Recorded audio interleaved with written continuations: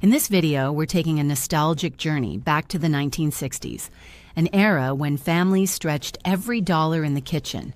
We'll uncover 20 thrifty recipes that were once mainstays across America, but have all but vanished from today's dining tables. These dishes were born from creativity, penny pinching, and a fascination with convenience foods that defined the decade. Number 1, Sunset Loaf. Conceived in a decade driven by convenience foods, this frugal favorite relied on pantry staples to feed families pinched by budget concerns. Ground beef was the star, stretched further by breadcrumbs, a beaten egg, and a can of tomato-based soup for both color and moisture. Many mid-century cookbooks recommended an extra sprinkle of dried onion flakes or a spoonful of sweet relish to jazz up the flavor, and thrifty cooks sometimes drizzled ketchup across the top in a decorative zigzag pattern. Homemakers who served this loaf in the 1960s recall the cozy aroma wafting through suburban kitchens, signaling supper time for baby boomer children gathered at Formica tables. Sunset Loaf was quick to assemble and went a long way in fulfilling the era's desire for hearty, one-dish meals that could feed a crowd without exhausting the grocery budget. Although it was once a go-to choice for block parties or church potlucks, where neighbors eagerly swapped recipes, it has now been largely replaced by leaner, more globally inspired meat dishes. Modern families look back at it with nostalgia, remembering a simpler time when processed soup was seen as a culinary ally rather than a shortcut to be avoided. Number 2, Mermaid Bake. This economical casserole famously combined canned tuna, some form of creamy binder, and leftover vegetables into a single dish that was then baked until it developed a lightly browned surface. In many old pamphlets from the 1960s, home economists suggested folding cottage cheese or a condensed soup into the mix, binding together a medley of odds and ends. Crushed crackers often crowned the top, providing a crunchy finish that contrasted with the softer center. Some thrifty cooks added chopped bell peppers or peas from the freezer, believing it boosted both nutrition and color. The name mermaid resonated with families fascinated by the promise of oceanic bounty at a fraction of the cost of fresh seafood. Advertisers promoted canned fish as an easy way to introduce protein into daily meals, especially in parts of the country far removed from coastal fisheries. Although it satisfied frugal households, this bake's strong aroma and texture eventually fell out of fashion, eclipsed by the popularity of fresher fish fillets and lighter recipes in the decades that followed. Today, baby boomers might recall cracking open a metal can of tuna after school to help mom prepare this meal. But most contemporary cooks now reserve canned seafood for more modern, herb-infused dishes. Number 3, Green Shimmer. Fueled by a national obsession with molded salads and the novelty of gelatin desserts, Green Shimmer combined sweet fruit with grated vegetables in a visually striking ring. The final product sometimes sparkled with suspended carrot shreds, pineapple tidbits, or even bits of celery if the hostess felt daring. The name evoked a sense of futuristic cooking, perfectly in line with mid-century advertisements depicting space-age family life. In many communities, Green Shimmer provided a quick and thrifty side dish for baby or bridal showers, especially if costlier produce was unavailable. Hosts relied on an inexpensive box of powdered gelatin to stretch ingredients like crushed pineapple or leftover carrot ribbons, stirring until the mixture was evenly distributed. When it emerged from its mold, this wiggly creation often took center stage on a table lined with deviled eggs, chipped ham sandwiches, and other 1960s staples. Although it delighted guests with its bright color and jiggly texture, changing palates and concerns over excessive sugar contributed to its gradual disappearance. More recent generations prefer fresh salads or fruit platters that highlight natural flavors, leaving Green Shimmer as an icon of nostalgic gatherings immortalized in old photo albums. Number 4, Golden Layers. This comforting casserole built its reputation on overlapping slices of processed meat, thinly cut potatoes, and a cream-based sauce. Known for its thrifty assembly, golden layers often started with a canned or packaged protein that provided ample saltiness. Next, raw potato slices were nestled in, with each addition dusted by a handful of shredded cheese or drizzled with condensed soup to ensure the meal stayed moist while baking. Hectic 1960s households fell in love with recipes that didn't require constant supervision. While kids watched black and white television programs or did homework, the casserole quietly bubbled in the oven. Some families substituted onions or peppers into the mix, hoping to offset the dish's inherent richness. Once done, the result was a piping hot, layered presentation that had a distinct aroma of starchy comfort and processed goodness. Over time, though, increased awareness of nutritional concerns and the desire for fresher ingredients ushered golden layers off the regular dinner rotation. Baby boomers now recall it fondly as a testament to their parents' creativity in stretching a small amount of protein to fill multiple stomachs, especially during periods of tight finances. Number 5, Frontier Street. In many 1960s households, it wasn't unusual to find a hearty soup that combined root vegetables, simple seasonings, and an affordable sausage-like meat. Frontier stew used diced hot dogs or cheap cuts, simmered in a thin broth along with potatoes, carrots, and onions, whatever was on hand.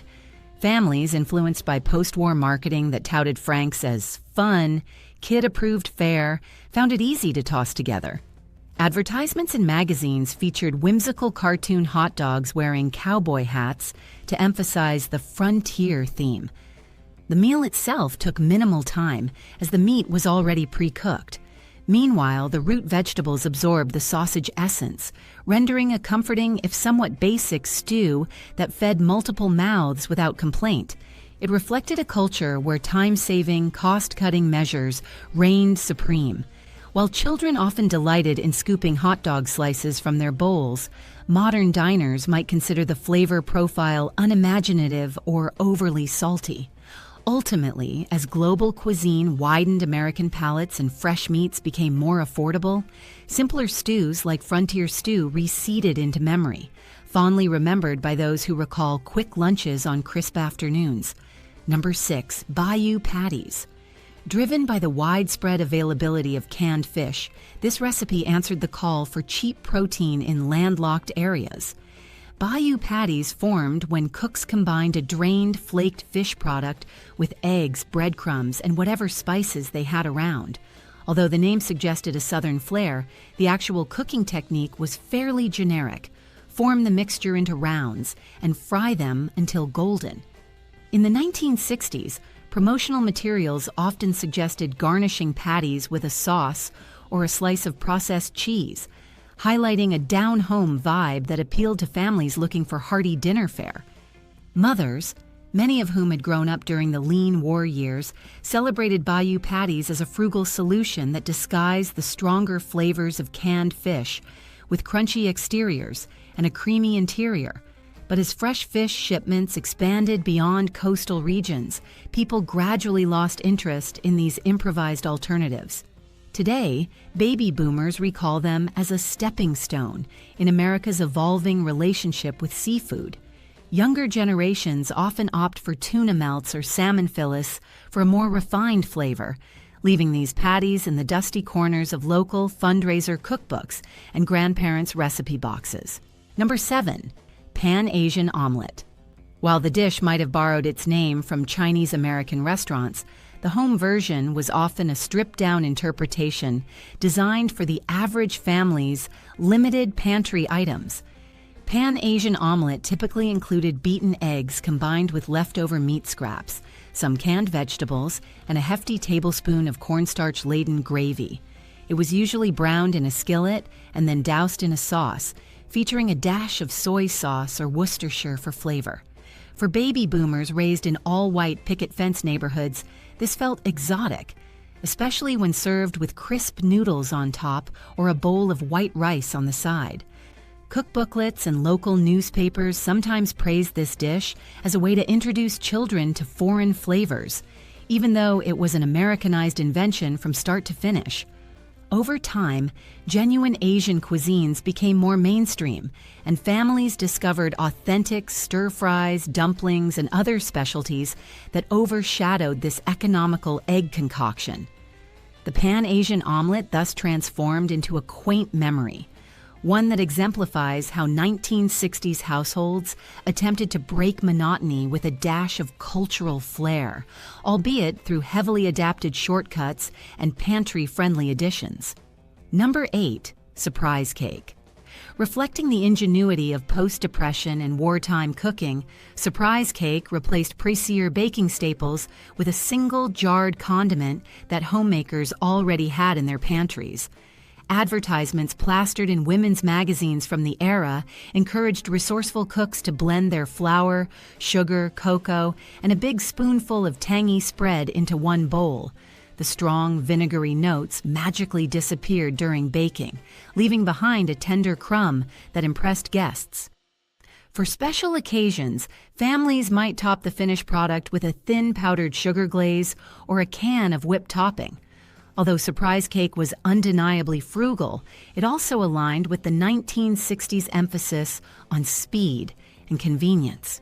No need for fresh eggs or separate oil if you had that single jar. By the 1970s and beyond, improved refrigeration and expanding supermarket options made it simpler to use fresh dairy and better quality baking ingredients. With that transition, the novelty of surprise cake began to wane. Yet many baby boomers can still recall the first time they bit into a chocolate slice, astonished at how the unorthodox secret ingredient remained undetectable except for the cake's unexpectedly moist interior. Number 9, Tiki Bites. Enthusiasm for all things tropical soared during the mid-century, influenced by newly minted Hawaiian statehood and the allure of backyard luau's. Tiki Bites captured that spirit on a budget by wrapping dried fruit in bacon and broiling or baking until the sugary interior burst with molten sweetness.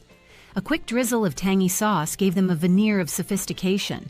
Party hosts commonly arranged these bites on flashy toothpicks, placing them next to other snack table stalwarts like deviled eggs or miniature meatballs. The tiki moniker was a marketing tactic, invoking images of bamboo torches and palm trees that appealed to suburbanites dreaming of an island getaway. Baby boomers might recall seeing these morsels vanish fast at neighborhood gatherings, thanks to the crunchy sweet combination that seemed daring at the time. But with the rise of more adventurous finger foods in later decades, think elaborate charcuterie spreads or globally inspired appetizers, these budget-friendly tiki bites ended up overshadowed. They linger on in retro cookbooks as relics of a flamboyant era when pineapple-printed dresses and bamboo bar sets were the height of chic, but few present-day hosts serve them unless leaning into a vintage theme. Number 10, Gizzard Toast. Long before boneless chicken breasts dominated the grocery aisle, thrifty cooks relied on nearly every part of the bird to stretch meals. Gizzard Toast aimed to transform a tougher cut into a comforting, sauce-laden treat. Families simmered gizzards in a broth with onions, created a thick gravy, then poured the mixture over buttered toast or biscuits. The result was a hearty plateful, reminiscent of farm-style cooking that many baby boomers recall from rural upbringings.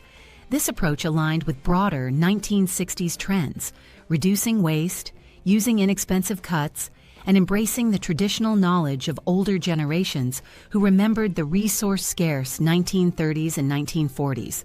While organ meats once held respect for their nutritional value, as time went on, more Americans gravitated toward easily prepared chicken parts. In parallel, the introduction of fast food chicken restaurants reinforced mainstream preferences for boneless, skinless pieces. Gizzard Toast eventually lost favor, appearing outdated and somewhat unappealing to those unaccustomed to the chewy texture. Although some specialty eateries and adventurous home cooks still keep organ meats in circulation, this old-school comfort meal is rarely seen outside of nostalgic gatherings. Number 11, Island Mold. State fairs and potlucks thrived on showy centerpieces, and island mold aimed to dazzle with a sun-kissed vibe on a dime. It involved pressing a sticky meat product into a ring mold, alternating it with canned tropical fruit, then sealing the entire thing with a sweet, syrupy glaze. Once inverted, the ring would reveal stripes of pinkish protein and golden fruit slices, capturing attention on buffet tables. Marketers in the 1960s championed this style of presentation, insisting that families could replicate a pseudo-Hawaiian feast in their own kitchens. Through radio jingles and newspaper ads, they depicted island mold as a culinary escape, an exotic sensation that cost significantly less than a real vacation.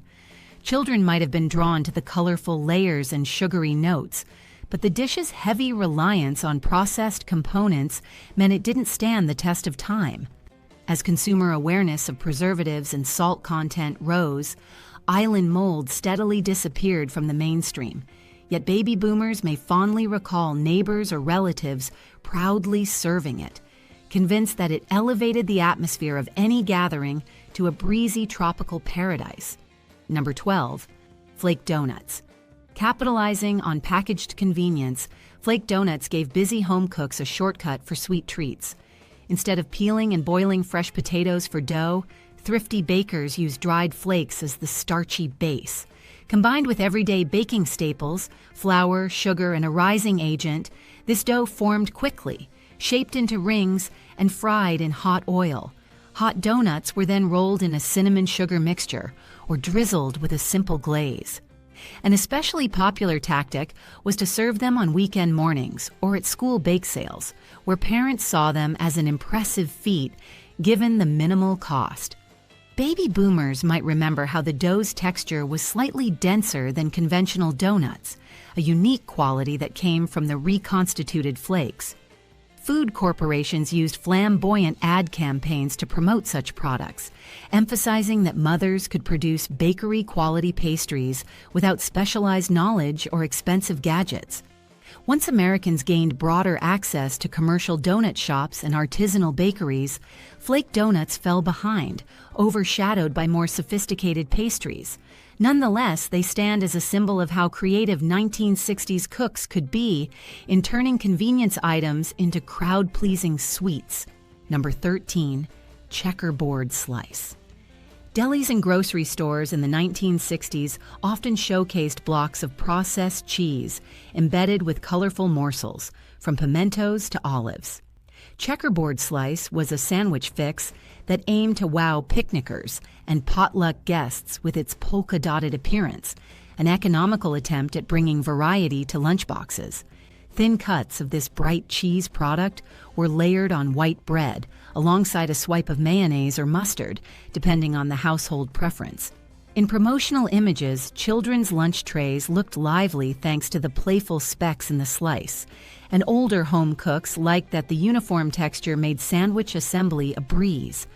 This vibrant approach to meal prep echoed the era's fascination with anything novel, whether it was the space race or the dawn of color television. Over time, tastes veered toward genuine cheeses with nuanced flavors, and health experts flagged high-sodium, processed slices as less desirable. The once ubiquitous checkerboard slice retreated from mainstream grocery aisles, emerging now only in specialty shops or as an amusing relic in old commercials that highlight baby boomers' yearning for simpler days. Number 14, Cup au gratin. Cast in muffin tins or small baking cups, Cup au gratin made thrifty use of a popular lunch meat as a makeshift container for potatoes or creamed vegetables. The technique was straightforward. Press the thin slices into the cups, spoon in the fillings, and cover with a modest dusting of shredded cheese or breadcrumbs. When heated in the oven, the lunch meat crisped around the edges, holding in the savory core. It was a child-friendly dinner item, giving each kid their own self-contained portion and cutting down on arguments over portion sizes. Local grocery store flyers touted recipes for coupe au gratin as crowd pleasers for family reunions or neighborhood socials. Indeed, they often appeared at community potlucks, typically arranged in neat rows on a platter. As Americans progressed through the 1970s, however, the focus shifted to simpler cooking methods and fresher proteins, leaving these labor-intensive cups behind. While a few enthusiasts still champion their vintage charm, most households no longer bother with shaping lunch meat into edible shells, reflecting broader evolutions in culinary habits and time management. Number 15, curd whip. The mid-century drive to integrate cottage cheese into everything, thanks to its high protein-to-cost ratio, reached a zenith in the 1960s. Curd whip capitalized on that trend by folding cottage cheese into a sweet, flavored gelatin base, alongside whatever canned fruit was on sale. Sometimes pastel marshmallows or whipped topping were tossed in for extra fluff. These whipped mixtures, chilled in festive bowls or ring molds, became a staple at baby showers, church basement lunches, and family barbecues. Women's magazines displayed bright pastel-hued photographs of curd whip on floral tablecloths, hailing it as both a salad and a dessert in one. Busy parents appreciated that most of the work was done by the refrigerator rather than the stove. Over time, though, the cultural fixation on congealed salads eroded as fresh produce grew more accessible, and people desired more straightforward, less sugary side dishes. Baby boomers who remember tasting this airy concoction might grin at how it wobbled on the plate, reflecting the carefree, experimental spirit of that decade, which has now faded into the realm of novelty recipes. Number 16, velvet bread. An unexpected twist on a centuries-old dessert, velvet bread took a homey pudding and introduced a processed cheese spin. Day-old bread cubes were soaked in a custard mixture, then baked until they formed a moist, cake-like base. The crowning element was a sauce made from a familiar shelf-stable cheese product, melted with milk, sugar, and sometimes a dash of vanilla. Drizzled over the warm pudding, this sauce created a sweet, savory bite that puzzled some newcomers, yet delighted those raised on mid-century creativity. Popular cooking columns lauded it as a perfect way to avoid wasting stale bread while showcasing modern product innovations. Children often found the sugary, cheesy topping oddly addicting, particularly if a bit of fruit preserves was added for color.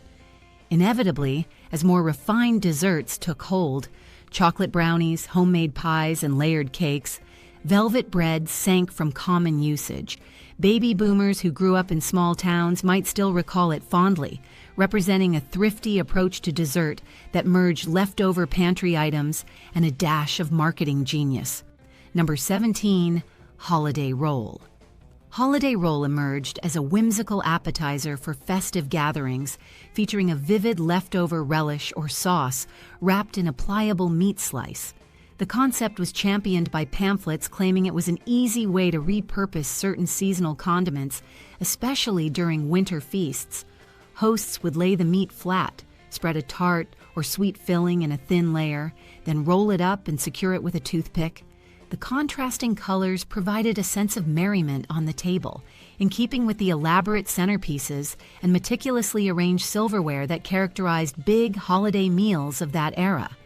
In the 1960s, these bite-sized creations were featured in photo spreads of women's magazines, encouraging home cooks to think outside the standard relish tray.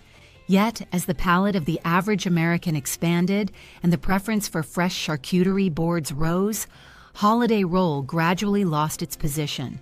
By the time baby boomers came of age and started hosting their own get-togethers, they tended to opt for simpler hors d'oeuvres that didn't mask the taste of core ingredients.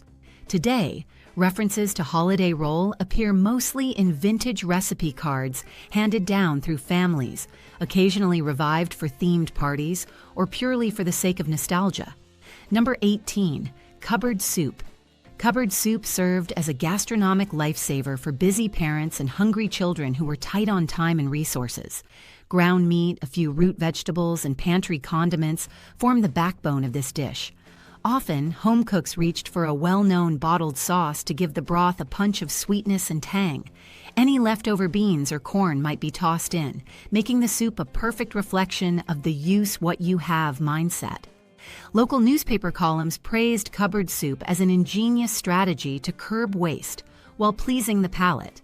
In the 1960s, Sunday dinner might be a roasted chicken, but Monday's meal often needed to be frugal, thus motivating families to rely on short lists of ingredients they already had on hand. Cupboard soup remained relatively consistent, basic, hearty, and easy to replicate week after week. Yet with the boom of televised cooking programs introducing more varied recipes, plus the growing availability of fresher vegetables and spices, people eventually craved depth beyond the uniform sweetness of an all-in-one condiment. Cupboard soup faded from popularity, remembered fondly by baby boomers as a resourceful fix that preceded the myriad of soup possibilities widely embraced by modern home chefs. Number 19. Kitchen Drizzle, a cheap dessert that required minimal stovetop time. Kitchen Drizzle was essentially a pressed bar treat made from pantry staples that might otherwise gather dust. The base typically included cereal crumbs, syrup or condensed milk, and a modest portion of nut butter for binding. Once cooled, it formed dense squares that were then drizzled with a simple icing or chocolate garnish, depending on the family's budget. Advertisers pitched it as a surefire way to produce a sweet reward without buying specialty ingredients. Children who grew up in the 1960s recall returning home from school, rummaging through cupboards and helping to stir everything together in one bowl, often with minimal adult supervision.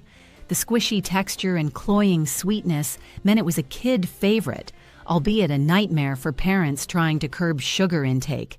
As store-bought cookies, candies, and pastry mixes became cheaper and more convenient, Kitchen Drizzle lost its status as a staple.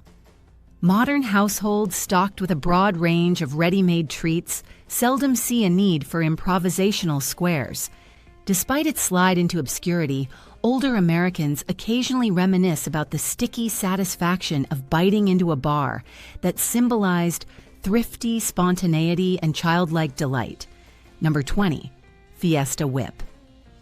Capturing mid-century America's fascination with party fare, Fiesta Whip emerged as a cold dish that balanced tangy, fruity, and creamy components. The main body was built from a single tangy condiment swirled into whipped topping or beaten cream, yielding a pastel-hued blend. Bits of fruit, whether canned or fresh, added bursts of sweetness and color. Glossy print ads depicted women in classic shift dresses serving this airy concoction in glass bowls, framed by vibrant table settings and elaborate floral arrangements. The whipped fluff was particularly popular at social gatherings, baby showers, bridge clubs, and even office parties, owing to its easy assembly. By the 1970s, people started questioning the sugar and preservative content in store-bought condiments, and they gradually leaned toward recipes that foregrounded fresh fruits and natural flavors. The airy, artificially tinted bowls of Fiesta Whip slowly disappeared from everyday events, leaving only periodic sightings at retro-themed get-togethers. Baby boomers who tasted it in their youth still recall the sweet tang that exemplified the budget-driven ingenuity of the 1960s. Now, only devoted nostalgia enthusiasts or comedic cooking segments tend to resurrect this whipped relic, offering a playful peek at the half-century-old whimsy of American frugal feasting.